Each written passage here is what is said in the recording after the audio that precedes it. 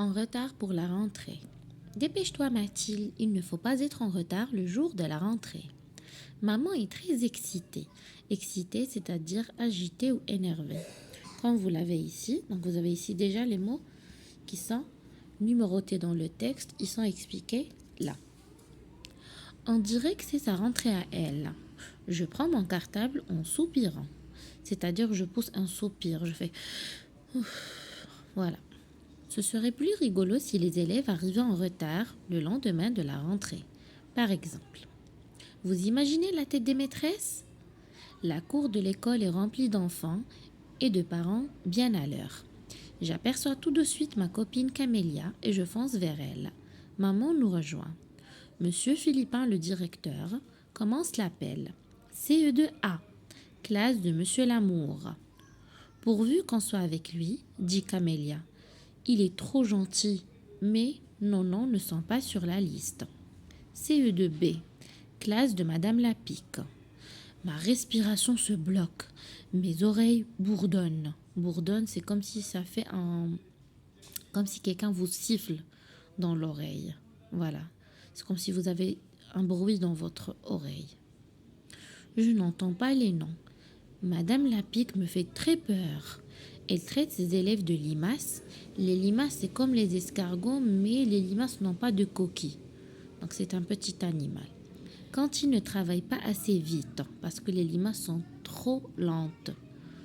Ou de top s'il porte des lunettes. Les tops, ça ressemble un petit peu aux hamsters, aux rats. C'est un animal aussi. Il paraît que c'est de l'humour. Moi, je ne trouve pas drôle de traiter les enfants de noms d'animaux. En plus, elle est la chouchoute des parents car elle donne plein de devoirs. Elle est la chouchoute, ça veut dire la plus gâtée par les parents. Ils ne se rendent pas compte qu'après une journée d'école, on a le droit de se reposer. Dommage, vous n'aurez pas Madame Lapique, soupire maman, déçue. Donc sa maman était déçue, donc quelqu'un qui est déçu, qui éprouve une déception. Ouf, quelle bonne nouvelle!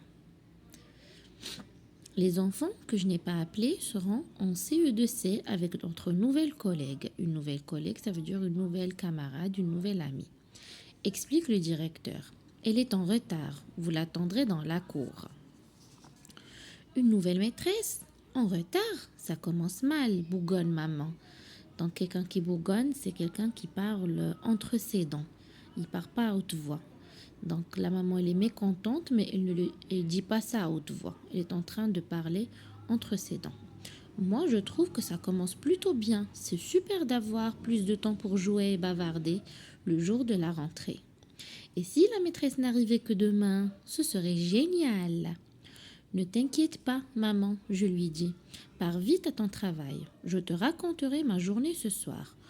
On est en pleine partie de chat glacé quand une jeune femme s'approche de nous. Donc, ils étaient en train de jouer le jeu, le chat glacé. Chat glacé, c'est-à-dire le chat, il essaie d'attraper les autres. S'il touche quelqu'un, il doit rester glacé, c'est-à-dire immobile, il ne doit pas bouger. Et il doit toucher les autres, bien sûr, pour qu'il puisse gagner la partie. Mais une autre personne peut toucher la personne qui est bloquée. Comme ça, elle peut la délivrer. Voilà.